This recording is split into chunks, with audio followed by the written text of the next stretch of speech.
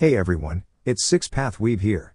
Welcome to my YouTube anime fanfic channel, where we dive into thrilling what-if scenarios and bring our favorite characters to life in new and exciting ways.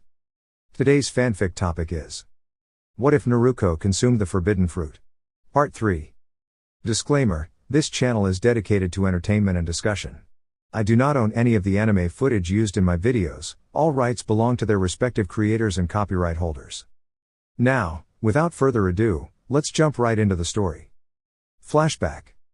After learning from the late Mizuki that the nine-tailed fox was sealed inside her, Naruko decided to enter her mindscape. So, the jailer finally comes to meet the prisoner, a deep, growling voice echoed. "So, you're the reason why some villagers blame me for the destruction of their homes," Naruko stated, arms crossed. "It's none of your concern. But tell me, what is this power? How did you obtain it?" Kurama questioned, narrowing his eyes. "Oh, I thought you'd already know, considering you've been inside me for so long." "Either way, I'm not telling you, Kurama," Naruko said with a sly grin. Kurama tensed. "TSK. How do you know my name? Reading minds, maybe? Who knows?" Naruko teased. "Don't get too arrogant, foolish human. Come closer, and I'll tear you apart," Kurama roared. Naruko merely smirked, and in an instant, the landscape around them shifted. Instead of the usual cage within her mindscape, Kurama now found himself surrounded by molten lava and towering, erupting volcanoes. The great beast's eyes widened. "What have you done?" "I've simply transported you into one of my dimensions. You're free now, but..." Naruko trailed off as Kurama lunged at her, only to be ensnared by a dark energy that rapidly drained his chakra. A strange sensation overcame Kurama, his strength fading, his form shifting. When he finally looked at himself, he was no longer the mighty nine-tailed fox. Instead, he had taken on a human appearance. His once massive body was now that of a young man with wild orange hair, slit-pupiled crimson eyes, pronounced canines, and dark markings beneath his eyes. "What have you done to me?" he growled. Chains materialized, binding Kurama in place as Naruko stepped back, watching his transformation with amusement. Without another word, she exited the dimension, leaving him behind. "You expect me to cooperate with your plan?" Kurama shouted, his voice filled with anger. Naruko reappeared, smirking at the former beast. "You should be grateful, Kurama. I gave you a second chance. Instead of being trapped in that cage for eternity, I've granted you a human body. You can roam freely, just like a wild fox. But if you truly desire freedom, you must serve me." "Turn me back to my true form," Kurama demanded. "Why would I do that? If you were to return to your original state, people would panic. Besides, I've absorbed some of your chakra already. You should consider yourself lucky that I didn't take it all," Naruko replied calmly. "You are merely a fragment of chakra now, and if people saw you wandering around in your fox form, it would ruin everything I've planned." "You?" Kurama clenched his fists, seething with frustration. "As I said before, if you agree to serve me, I will set you free." "I refuse. I will never obey a human like you," he snarled. Naruko's expression darkened. Without hesitation, she once again summoned the black energy, draining more of Kurama's remaining power. His body trembled, and exhaustion took over. "Continue to defy me, and you will regret it," she warned before vanishing from the dimension. Dash. Naruko removed her head covering and smirked upon hearing the report from Purple Zetsu. Her manipulation of the Hokage was successful. The investigation into the missing civilians had been halted, just as she had intended. Everything was going according to plan. When she arrived at the Hokage Tower, Sasuke and Sakura were already there, though their teacher, Kakashi, was nowhere to be seen. "Ugh, he's late again," Sasuke muttered in irritation. As Naruko approached, Sasuke couldn't help but feel a twinge of envy. He recalled how she had defeated Kakashi in a single battle using the multi-shadow clone jutsu, though he remained unaware of the full truth behind that event. "TCH. Since when did you get so clever?" Sasuke asked, narrowing his eyes. Naruko simply smirked. "That's not for you to know." Sasuke scowled, while Sakura watched Naruko with a mixture of curiosity and concern. "Ever since we graduated from the academy, she's changed so much. What happened to her? Who were her parents? Why does she hate them? What is she hiding?" Sakura wondered. Moments later, Team 8 arrived. "Oh, Naruko. Long time no see," Kiba greeted with a grin. "Same to you, Kiba." Still as scruffy looking as ever, Naruko quipped playfully. What? Hey! Kiba started, only for Kurenai to step in. That's enough, both of you, she said firmly. By the way, have you seen Kakashi-sensei? Sakura asked. Kurenai's expression darkened. He was peeking into the women's bathhouse. What? Sakura gasped. Luckily, I wasn't there, Kurenai continued, crossing her arms. If I ever caught him spying on me, I'd make sure he regretted it. Sasuke groaned. So, he'd rather peep than show up on time? What an embarrassment. Naruko smirked to herself. Thanks to the influence she had planted in Kakashi's mind, the compulsion had become an addiction, one that would ensure he remained distracted from matters that truly concerned her. Meanwhile, Hinata blushed as she caught sight of Naruko. Naruko had long been aware of the girl's feelings for her, but she paid them little mind. She disliked the Hyuga clan as a whole. Her gaze shifted to Shino, who stood silently as usual. According to Purple Zetsu, Shino was known for his reserved nature, his stoic demeanor making him both unpredictable and enigmatic. This made him a potential key piece in her plan. Shino, how's your day been? Naruko asked cheerfully. Nothing out of the ordinary, he replied in his usual calm tone. And you? Great, Naruko said. Then, lowering her voice, she added, Shino, I'd like to talk to you alone. Is that all right? Why? You'll see, she replied cryptically. Turning to Kurenai, she asked, Kurenai-sensei, may we step aside for a moment? Kurenai studied them for a moment before nodding. If it's that important, I'll allow it. Just don't take too long. Thank you, sensei. With that, Naruko grabbed Shino's wrist and led him away. Sakura frowned, watching them leave. What's going on with them? She wondered. Naruko and Shino were now alone. So, what is it that you wanted to talk about? Shino asked curiously. It's unlike you to request a private conversation. You really have changed. People change, Shino, Naruko responded with a smirk. Shino remained silent for a moment before pressing on. Well? What is it? Naruko didn't respond right away. Shino observed her closely. If you don't have anything to say, I'll take my leave, he said, turning away.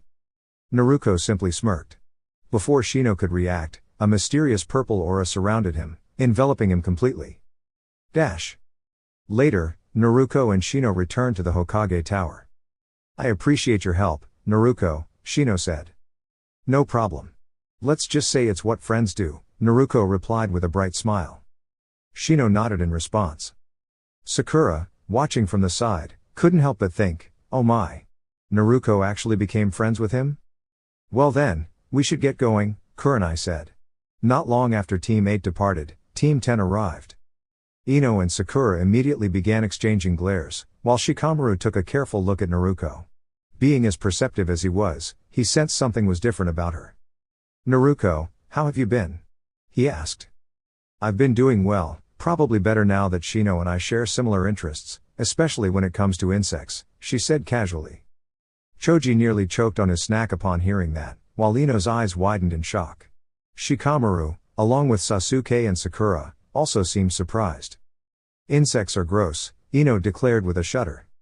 Sasuke, however, was more curious. What were you two talking about?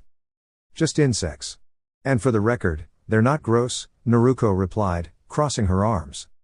Naruko, did you hit your head or something? Sakura asked, frowning. Naruko didn't answer.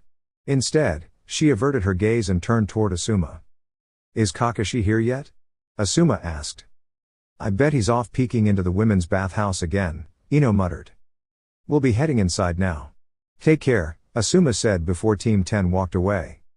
Now, only Team 7 remained, waiting for their notoriously late sensei. Growing impatient, Naruko decided she had no interest in sticking around. Where are you going? Sakura called out. Somewhere more interesting, Naruko responded nonchalantly. Sakura let out an exasperated sigh. Naruko suddenly leaned in and whispered to her, don't you want some time alone with Sasuke? I always leave when Kakashi-sensei is late so you two can have moments together. I wouldn't want to get in the way. Before Sakura could react, Naruko was already walking away, leaving her blushing. Finally alone, Naruko sighed in relief. Lately, she preferred solitude, except when she was with those she considered family. She missed Tonari, Fuka, Sora, and the others. Knowing that Kakashi would be at least 3 hours late, she took the opportunity to slip away, traveling to their hideout in Uzushio-gakur. Upon arrival, she spotted Sora and Sumaru engaged in a game of cards. "Byakuya, what brings you here?" Sora asked. "I missed you all, and I wanted to check in on you and Sumaru," Naruko replied. "Thanks to you and Temujin, we recovered quickly. You were there too, weren't you?" "Yes, and I also absorbed the meteorite's chakra," Naruko confirmed. "What happened to it?" Sumaru asked. "It was destroyed. No one will be able to use it now. Konori is resting at the moment, while Fuka, Kimimaro, and Temujin went out to gather information," Sora informed her. "I see. I think I'll rest for a bit. I'll head back to Konoha in a few hours," Naruko said. As she entered her room, she reflected on her earlier encounter with Shino. Flashback. As the mysterious purple energy surrounded Shino, he struggled, gasping for air. The last thing he saw was Naruko's smirk before he choked out his final words, "Wah! What have you done?" And then, the transformation was complete. Naruko awoke after a brief 2-hour rest, preparing to return to Konoha. Before heading back, she decided to visit Kurama. Using her Yomatsu Hirasaka, she transported herself to her lava dimension. "Kurama, have you finally decided to work with me?" Naruko asked. "Your plan is certainly ambitious," Kurama admitted, "but with the immense power you possess, I don't understand why you wouldn't just handle things directly."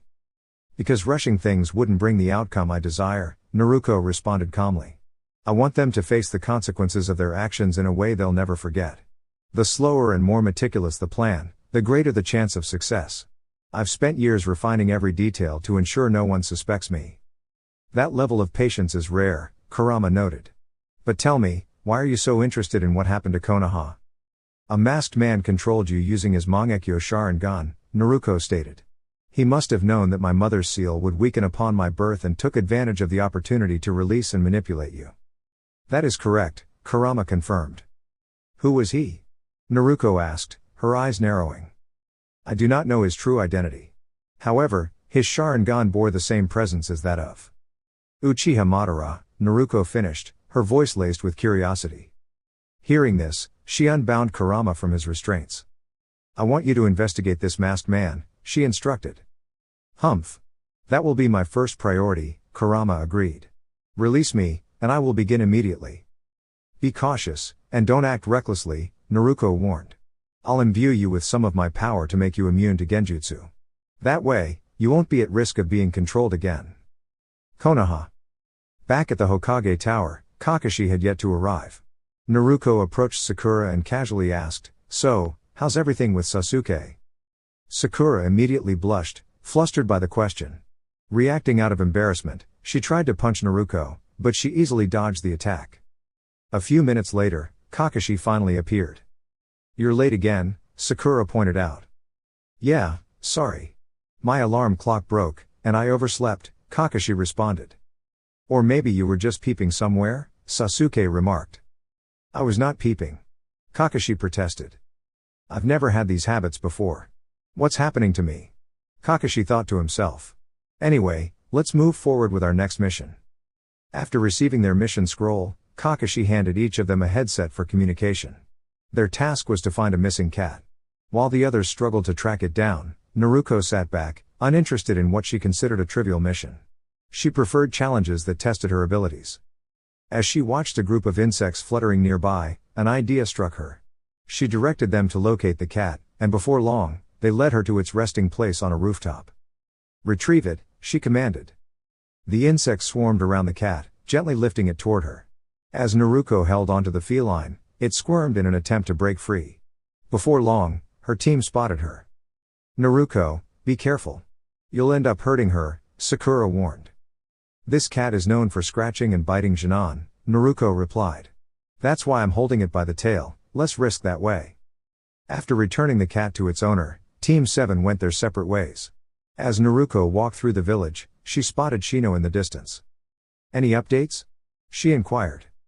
"I've been monitoring the Aburame clan's discussions, but all their conversations revolve around insects," Shino reported.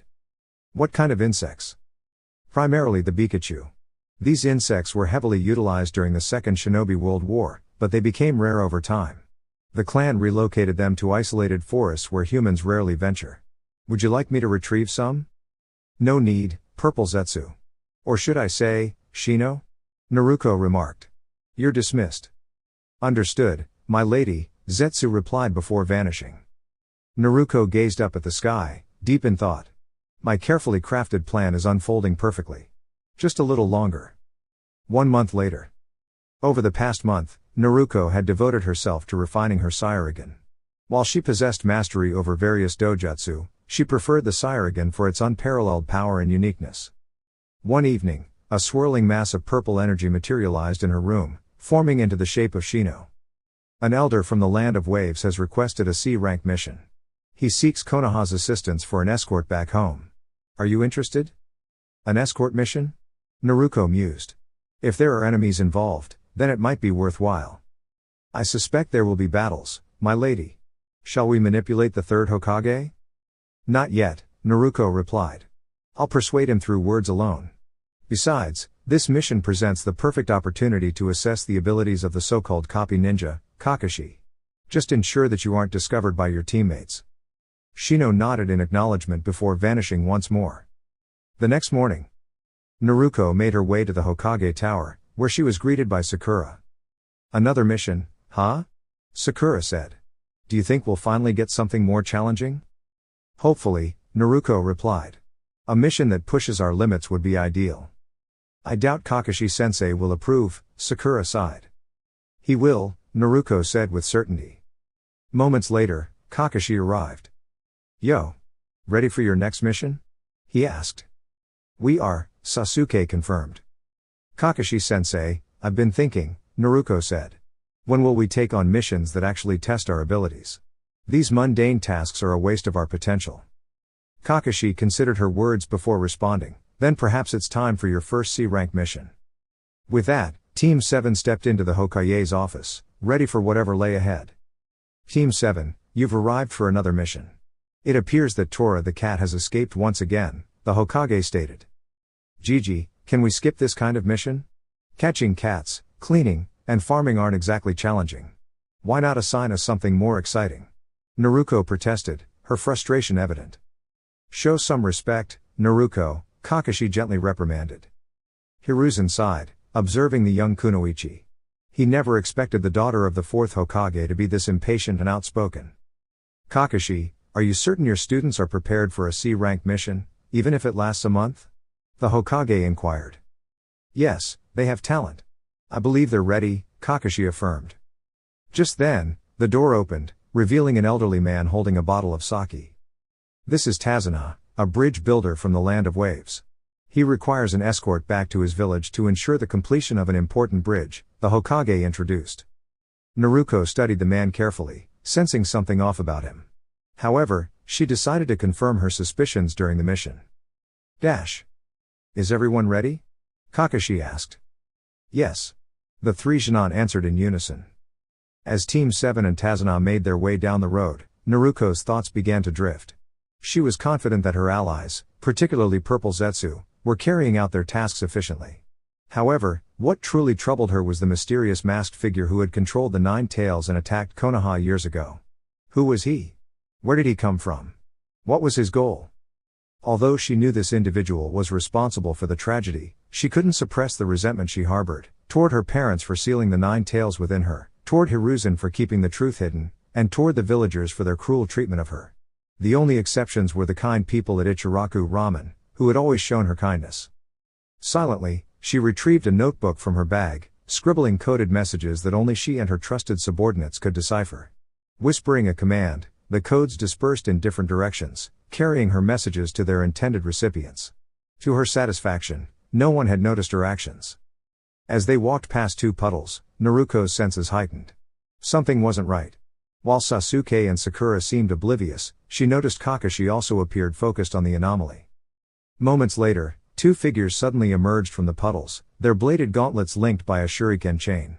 In a flash, they ensnared Kakashi, only for his body to vanish in a puff of smoke, replaced by a wooden log. Fire release, great fireball technique. Sasuke unleashed a stream of fire toward the attackers, who swiftly dodged. He then engaged one of the assailants in close combat while Naruko faced the other. Sakura supported Sasuke by launching explosive kunai, though their opponent deflected them with ease. Multi-shadow clone jutsu. Naruko called out, forming hand signs. However, this was merely a feint. As her clones charged at the enemy, he effortlessly destroyed them. That's all you've got? You're nothing but a weakling. The enemy taunted before turning his attention toward Tazuna. I'll finish off the old man now.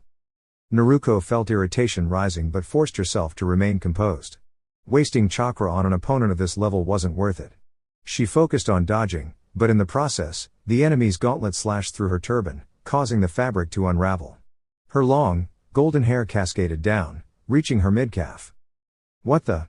The enemy froze, momentarily taken aback. Before he could react further, Naruko extended her hair, ensnaring him like a whip. The ninja struggled, but the grip tightened until he lost consciousness. Meanwhile, Sasuke and Sakura successfully subdued the other enemy. Quickly, Naruko grabbed her forehead protector and secured it around her forehead, ensuring no one would glimpse what lay hidden beneath her bangs. Emerging from the nearby foliage, Kakashi assessed the situation. Impressive. You three have exceeded my expectations. He paused upon noticing Naruko's hair. Naruko. Is that really you? He asked, astonished. Both Sasuke and Sakura turned to her, equally surprised. Since when was your hair this long? Is that why you always wore a turban? Sasuke inquired. I didn't want my hair to get damaged, but thanks to that ninja, my secret is out. Please don't mention this to anyone, or I'll never hear the end of it, she replied with a sigh.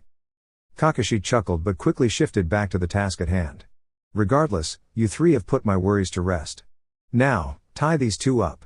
I'll send one of my summons to inform the village. Turning to Tazuna, Kakashi's tone became serious. Now then, Tazuna, I believe we need to have a word. Sweat formed on Tazuna's brow as he reluctantly followed Kakashi into the forest. Meanwhile, the three Genin waited for their return. So, what's the real story? Sasuke asked as soon as the two reappeared. Tazuna explained the situation. I'm constructing a bridge to connect the land of waves to the mainland. The problem is that a powerful shipping tycoon named Gato has complete control over this country and doesn't want the bridge completed. If it's built, he'll lose his influence. He uses his company as a cover for smuggling illegal goods, and the bridge would put an end to that, so he's hired Rogue Ninja to eliminate me. Naruko smirked at the explanation. Sounds like I'll get the chance to put my skills to good use. Naruko, this isn't the time for jokes, Sakura scolded, clearly irritated. Kakashi remained serious. Given these circumstances, this mission is no longer a simple escort. It's now classified as at least B rank, possibly even A rank, since we'll likely be facing highly skilled opponents. Naruko's smirk grew wider as she thought to herself, I knew it. My suspicions were right. There are strong enemies ahead. This is going to be exciting. As they continued their journey, Tazuna shared the story of his past, speaking about his family and the struggles they had faced. While the others listened intently, Naruko was lost in her own thoughts, more focused on the upcoming battles than the conversation. We're going to complete this mission, Kakashi stated firmly. We can't let Gato continue to do as he pleases. They resumed walking, and before long, the sun had set. As night fell, Kakashi decided to set up camp, planning for an early departure in the morning. With everything prepared, they gathered around a small campfire. Naruko sighed. She had never enjoyed sleeping in crowded spaces. She much preferred solitude, somewhere she could truly relax. Gazing up at the sky, she silently reaffirmed her goals. One day, she would fulfill her lifelong ambition. Her thoughts were interrupted when Sakura turned to her and asked, Naruko, you've changed a lot. Did something happen? Naruko met her gaze and replied calmly, I'm not the same person you used to know, Sakura. People change. With that, she stood up and began walking toward the forest. Naruko, where are you going? Kakashi asked. I'd prefer to sleep alone, Kakashi-sensei, she responded evenly. I can't allow that. As your teacher, your safety is my responsibility. Don't worry. I can handle myself. Before Kakashi could say anything else, Naruko vanished in an instant. Now alone, she activated Yomatsu Hirasaka and transported herself to her personal paradise, a beautiful dimension where the sun shone brightly over golden beaches, with lush forests leading to a grand castle. The calming ocean breeze brushed against her skin as she lay down on the sand, letting the peaceful atmosphere lull her into sleep. Naruko rested peacefully for several hours in her personal dimension. Before the others awoke, she used Yomatsu Hirasaka to exit, returning just as dawn broke. She stood in silence for a few moments until a coded message appeared from her subordinates, confirming the successful construction of a new fortress in Hoshigakur, another secure hideout. Pleased with the progress, she smiled and swiftly sent back another encrypted message, instructing them that the time had come to initiate the next phase of their plan. As morning arrived, she returned to camp, where the team was already awake. Kakashi immediately turned to her. "How was your rest, especially being alone?" he asked. "It was wonderful. The cool night breeze against my skin helped me sleep soundly, and the quiet atmosphere made it even better," Naruko replied with a satisfied smile. "All right, let's get to the mission," Kakashi instructed. A short while later, the team was now on a boat, drifting through a thick, eerie mist. The dense fog carried both danger and opportunity. It was the perfect cover for anyone trying to stay hidden. Naruko smirked at the thought, sensing an approaching presence. Breaking the silence, Sakura asked, "How did Gato even get so rich?" "Maybe he inherited it," Kakashi responded. "I doubt that. More likely, he gained wealth through corruption and underhanded dealings," Naruko remarked. "He's a disgrace to humanity," Tazuna added with a frown. Kakashi nodded. "Given his reputation, it's likely he's hired rogue ninja, which makes this mission even more dangerous. Missing nin are often ranked at an S-class level, and they should never be underestimated." After a few more minutes, the boat reached the riverbank. "Good luck dealing with that scoundrel," the boatman said before rowing away. Kakashi turned to the team. "Now that we've arrived, guard Tazuna." The three nodded in agreement. As they walked, Naruko's mind wandered to Kurama. She had no illusions about his loyalty, she was certain he would betray her one day. To prepare for that possibility, she had already sent a coded message to her subordinates, warning them never to trust him. At the very least, they had two safe locations now.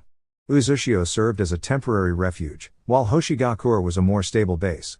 Tonari was given the title of Hoshikage, but in reality, Naruko held true power from behind the scenes.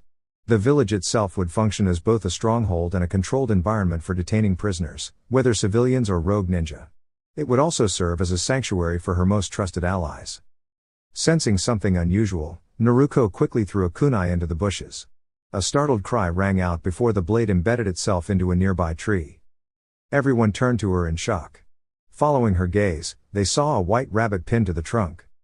"Naruko, why would you do that?" "That poor thing," Sakura exclaimed. Naruko remained calm. Rabbits don't normally have white fur in the middle of spring. This one was raised indoors, it's likely a decoy. "Get down!" Kakashi suddenly shouted. As they instinctively ducked, a massive sword spun through the air like a boomerang, lodging itself into a nearby tree. A deep voice spoke. "Copy Ninja Kakashi." As expected. No wonder the demon brothers failed.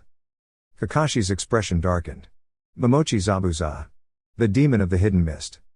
Naruko narrowed her eyes as she observed him. "So this is the presence I sensed earlier. He's strong, but I'm stronger. If the opportunity arises, I'll make sure he regrets crossing me." She smirked at the thought. "As much as I'd love to fight you, I'm only here for the old man," Zabuza stated. Kakashi stepped forward. "Protect Tazuna and stay out of this fight. He's beyond your level," he commanded. Although Naruko was eager to face Zabuza herself, she decided to trust Kakashi's judgment. Instead, she focused on developing a strategy, one that would allow her to showcase some of her abilities while ensuring Tazuna remained safe. As the battle began, Kakashi lifted his forehead protector, revealing a Sharingan in his left eye. Sakura and Sasuke gasped in shock. Zabuza smirked. "A Sharingan. Interesting." Without hesitation, he pulled his sword free from the tree, and the mist thickened around them. Kakashi's voice cut through the haze. "Stay alert. Zabuza is a master of the silent killing technique." Then another voice echoed through the mist. "There are 8 critical points: the windpipe, the spine, the lungs, the liver, the arteries, the heart. Now, which one should I target?" As Zabuza finished his statement, Naruko suddenly burst into laughter, her voice ringing through the fog.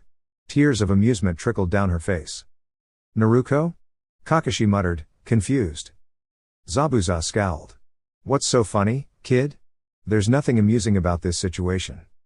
Naruko wiped her eyes and grinned. "I can't help it, Zabuza. You're an interesting one." It makes me want to dance with you. Are you out of your mind? Sasuke snapped. This guy isn't someone you joke about. Zabuza chuckled darkly. I'll put an end to your nonsense. Without warning, a humanoid figure made of water formed behind Naruko, wielding a sword crafted from liquid. This is the end. The water clone declared. Before the blade could strike, a kunai whizzed through the air, piercing the clone and reducing it to a splash of water. Kakashi had intercepted the attack just in time. As the clone dispersed, the real Zabuza emerged behind him, attempting a follow-up strike. Kakashi countered swiftly with his own kunai, deflecting the blow. Zabuza quickly performed a set of hand seals. Water prison technique. Suddenly, an orb of water encased Team 7, trapping them inside. Sasuke and Sakura struggled for breath, but Naruko remained composed. Just as Kakashi prepared to free them, something unexpected happened. Out of nowhere, a pair of hands grabbed Zabuza and slammed him into the ground. Shaken, Zabuza quickly regained his footing. What was that? He muttered. Kakashi immediately destroyed the water prison and turned to check on his team, only to find that Naruko was nowhere to be seen. Where's Naruko? Kakashi asked, scanning the area. She was just with us, Sakura said, panic creeping into her voice. Sasuke, did you see where she went? No, Sasuke replied, just as confused. Zabuza, still catching his breath, glared at Kakashi. What did you do? Kakashi furrowed his brows. Do what? Zabuza clenched his fists. I don't know who or what that was, but someone just grabbed me. And they weren't ordinary hands. As he finished speaking, a rift opened behind Zabuza, catching Team 7 and Tazuna by surprise. From within the distortion, Naruko's upper body emerged, gripping Zabuza firmly. His eyes widened in shock as he turned to see her, while the lower half of her body remained within the mysterious space. Just as he prepared to swing his massive sword at her, Naruko swiftly retreated into the rift, which closed just as quickly as it had appeared, leaving Zabuza and the others bewildered. A moment later, another portal opened beside Sasuke, and Naruko stepped out, completely unharmed. What was that? Zabuza asked in disbelief. Kakashi, watching intently, narrowed his eyes. A space-time ninjutsu. But an incredibly advanced version. Where could she have learned it? He wondered. Sasuke clenched his fists, a flicker of envy crossing his face. How did she get this strong? Naruko smirked. Yomatsu Hirasaka, the origin of all space-time techniques, she declared confidently. I must admit, you've impressed me, Zabuza. So, as a sign of respect, I'll return the favor. Before Zabuza could react, Naruko extended her long, flowing hair, wrapping it around him and restricting his movements. Seizing the opportunity, Kakashi unleashed the water release, Great Waterfall technique, a move he had copied from Zabuza earlier in their battle.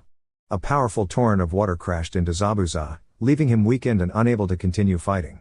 Satisfied with the outcome, Naruko released her hold, letting him fall to the ground. Kakashi approached her, eyes filled with curiosity. I didn't expect you to have such extraordinary abilities. Where did you learn that technique? Naruko grinned. That's a secret, she teased. Before the conversation could continue, a masked figure appeared, a hunter nin. Without hesitation, he threw 2 needles at Zabuza's neck, seemingly ending his life. Who are you? Sasuke demanded. I'm here to retrieve the body and ensure its destruction. Apologies for the intrusion, the hunter nin said before swiftly taking Zabuza and disappearing into the mist. As the figure vanished, Kakashi turned to the team. Now that Zabuza is out of the picture, let's head back to Tazuna's home. The journey back was quiet, each of them deep in thought. The battle had revealed things about Naruko that none of them had expected. Her advanced techniques and strategic mindset were far beyond what one would expect from a Genin. Breaking the silence, Kakashi finally spoke. Naruko, according to the third Hokage, you're supposed to be a hyperactive troublemaker. But what I saw today was different, you were calm, tactical. Was that old persona just an act? Naruko didn't respond immediately, prompting curious glances from the others. Finally, she sighed. Sakura and Shikamaru have asked me the same thing. The truth is, people change. I've been through a lot, and those experiences shaped me into who I am now. Kakashi studied her closely. What are you trying to say? Naruko looked away. Let's just say Mizuki-sensei told me something that changed everything for me. If you want details, ask Iruka-sensei. I'd rather not bring up painful memories. Kakashi held back further questions. All right, I won't push you. Dash. When they arrived at Tazana's house, a tearful woman ran to embrace him. I'm so glad you're safe, father, she cried. Then, turning to the group, she smiled warmly. Thank you all so much for protecting him. I'm Tsunami, his daughter. Please, let me prepare dinner for you. As they sat around the table, Kakashi found himself reflecting on everything he had learned about Naruko. Her abilities, her knowledge of space-time ninjutsu, and the way she carried herself, it all raised countless questions. Even Minato Namikaze, the fourth Hokage, had mastered a space-time technique, but Naruko's seemed far more advanced. When dinner was served, Kakashi decided to address his curiosity. Naruko, if you don't mind, can you tell me more about your space-time technique? Naruko smirked, pausing for a moment before replying. And why do you want to know? Don't tell me you're interested in learning it yourself. Kakashi chuckled. I'm just curious. You said it's the ancestor of all space-time techniques. Is that true? Yes, Naruko confirmed. But that's all I'm saying. As for where I learned it, I trained, and one day, I discovered I could open rifts in space. It's incredibly draining on my chakra, so I only use it in critical situations, she added casually, though she wasn't telling the full truth. Kakashi accepted the answer with a nod. Fair enough. Dash. As the night settled, everyone went to bed, but Naruko remained awake, staring up at the starry sky. Sensing movement behind her, she turned to see Shino standing nearby. What are you doing here? She asked quietly. If you keep showing up randomly, someone will notice. Shino adjusted his glasses. Don't worry, my lady. Everyone is fast asleep, including my clan. You chose the right vessel for me. No one has grown suspicious of my occasional disappearances. Naruko crossed her arms. Any updates on Kurama? Not yet, Shino admitted. But I did find something interesting, a potential location for another hideout. It's called the Land of Demons. Naruko raised an eyebrow. The Land of Demons? Why such a name? Shino smirked slightly. That's what I intend to find out. In a distant land, a revered priestess named Miraku once sealed away a powerful entity known as Moryu. The spirit of this demon was confined within a sacred shrine, while its body remained imprisoned in the land of the swamps. After successfully completing the sealing ritual, Miraku passed away. Naruko smirked and stood up. Shino, tell me, is this so-called demon truly powerful? Yes, my lady, Shino responded respectfully. A descendant of the followers of Moryu, a man named Yomi, seeks to revive the demon and establish his vision of a 1,000-year kingdom with his spectral army. If the celestial alignment is in his favor, he may succeed in unsealing the demon.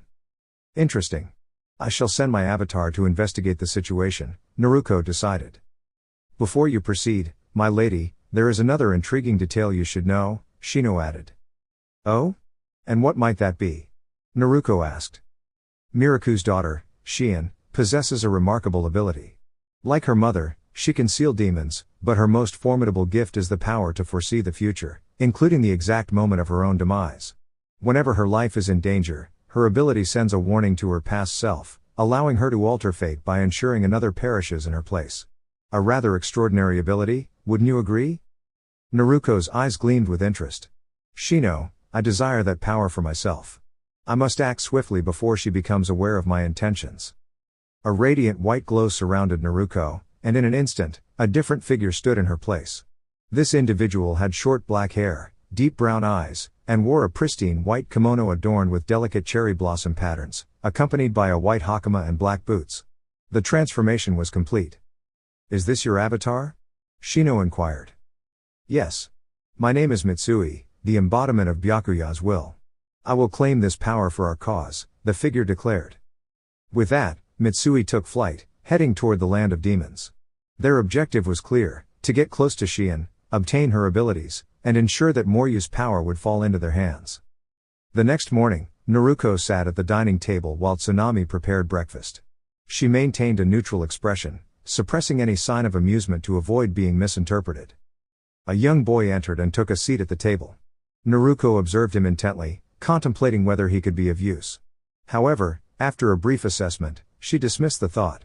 Kazuna introduced the boy as his grandson, Inari. What are you staring at? Inari asked, irritation evident in his tone. Inari, don't be rude, Tsunami gently scolded. My, no need to worry. I simply find the child quite fascinating, Naruko said with a polite smile. Thank you, Inari replied, though he still seemed wary. Naruko, however, privately held a different opinion.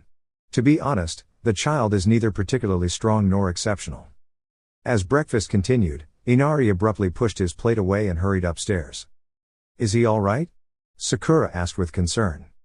He has endured a great deal for someone so young, Tazuna explained. Sasuke glanced at the older man. What happened to him? Tazuna recounted the tragic story of how Inari's father figure was taken from him by Gato's men.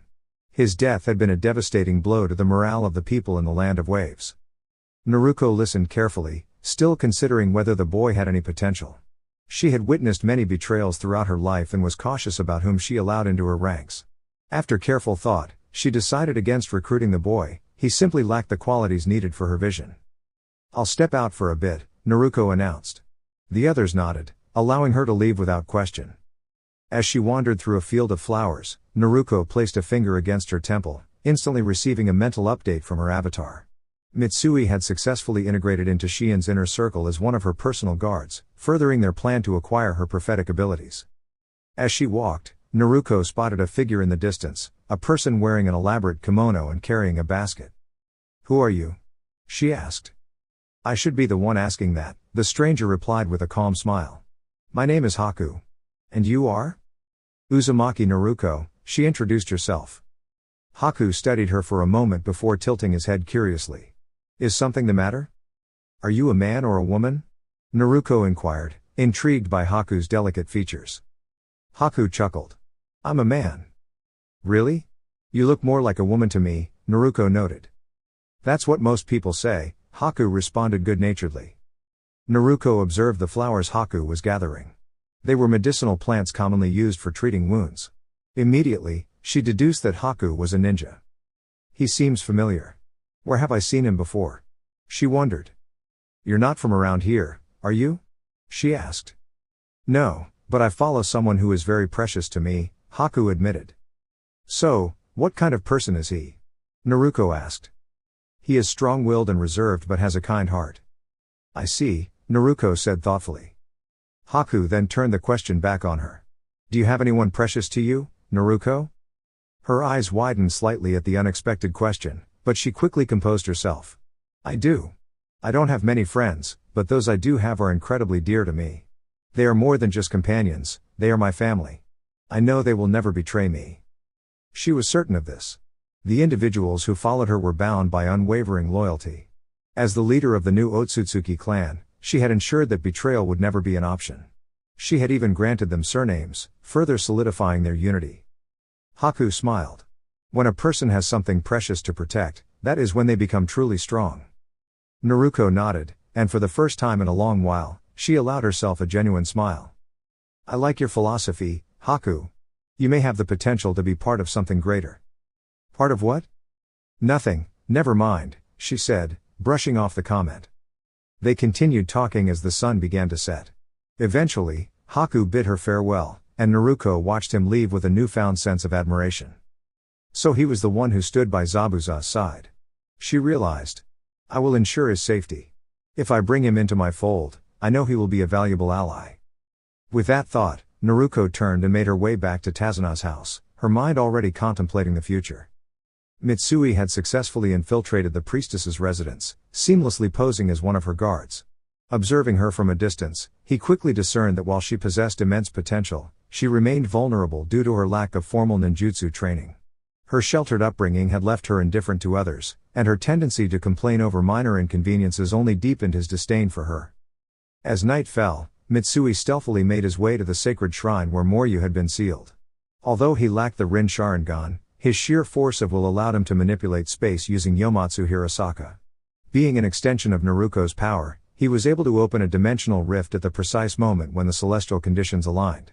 As he began the ritual to unseal Moryu, an unseen presence lurked nearby. Yomi and his 4 followers silently observed from the shadows. With the ritual completed, Moryu emerged, his presence imposing. His gaze fell upon Mitsui as he spoke. You are not of the clan that once revered me. Who are you? My name is Mitsui, he responded. Tell me, do you wish to serve under me? I can grant you power beyond your imagination. Mitsui smirked. I have no interest in being anyone's subordinate. I am here to harness your power for my own purposes. At that moment, Yomi and his group stepped forward, revealing themselves. I cannot allow that, Yomi declared. He knelt before Moryu with unwavering devotion. Use my body as your vessel. Once we deal with him, we will ensure that Shion is eliminated so she can never seal you again. Moryu gave a nod of approval before taking possession of Yomi's body. Eliminate him, Moryu commanded, now speaking through Yomi. The four followers launched their attack on Mitsui, but he evaded their strikes with ease. Without performing a single hand seal, he extended his hand, summoning a burst of flames that overwhelmed them in an instant, leaving them defeated. At that very moment, Shion awoke abruptly, shaken by a vision of Moryu's release. One of her attendants rushed into the room. Lady Shion, is something wrong? Her voice trembled as she replied, I must go to the shrine where Moryu was sealed. One of my guards has freed him. The servant nodded without hesitation, and preparations were quickly made to transport Shion to the shrine. Flashback. Are you one of my new guards? Yes, Lady Shion. My name is Mitsui. It is an honor to serve you, he said, bowing respectfully.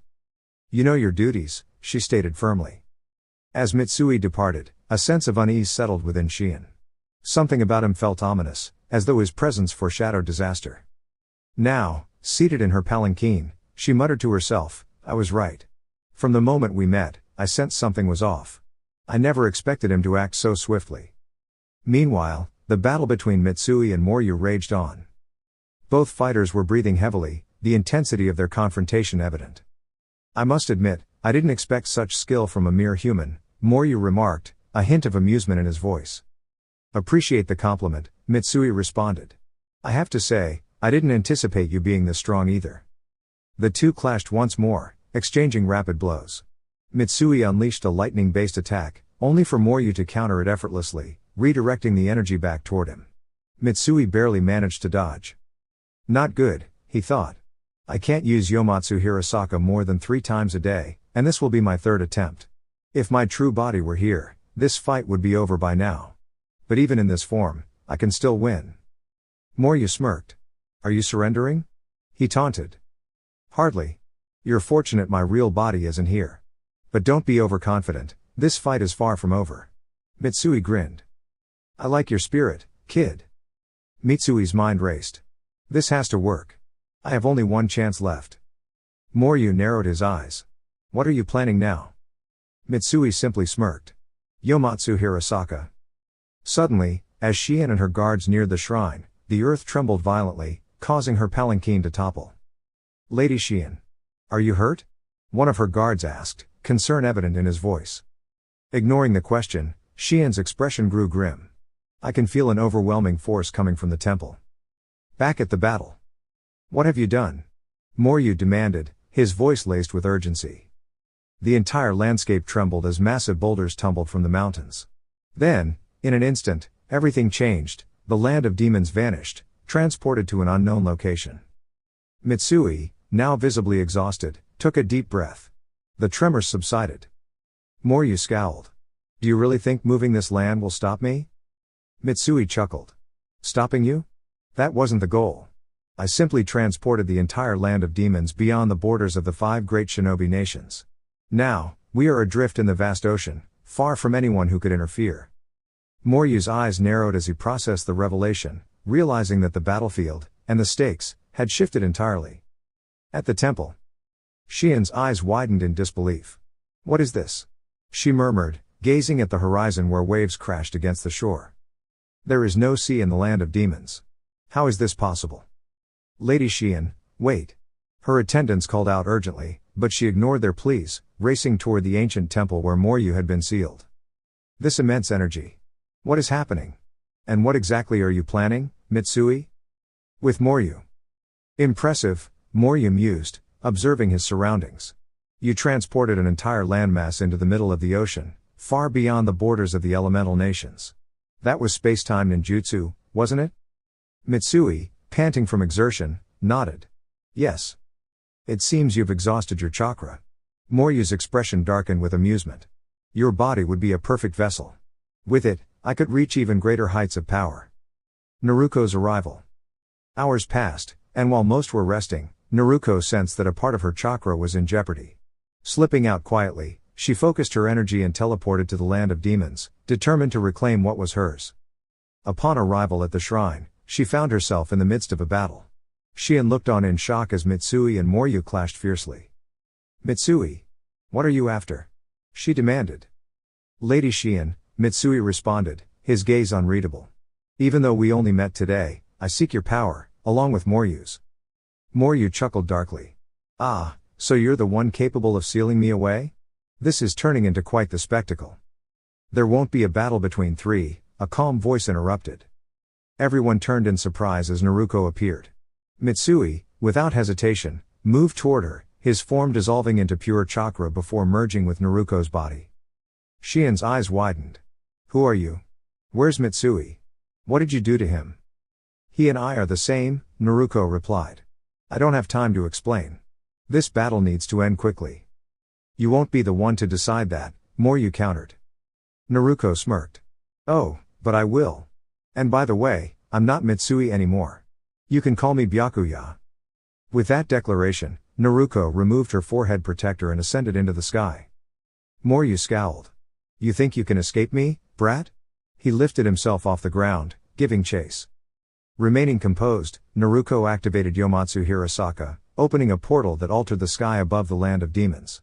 A crimson moon now loomed over them, casting an eerie glow. "Shine upon this land.